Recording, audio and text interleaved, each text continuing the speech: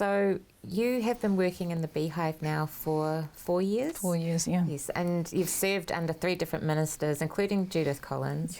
Yeah. So what have you learned from serving different ministers across the political spectrum?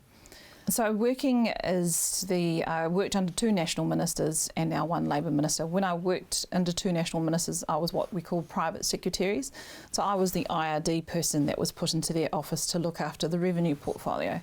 And then when Labour came in, I switched to a political role to look after 5 different portfolios.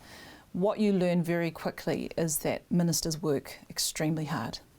They are very committed, very dedicated, and ultimately, even though it's the National Party and it's the Labour Party, they're trying to make the best decisions that stick to the values of their party.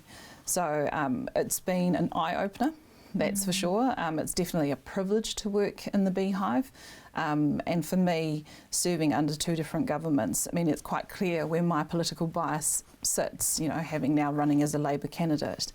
But for me, it is just a real recognition and acknowledgement that these politicians are there because they want to make a difference.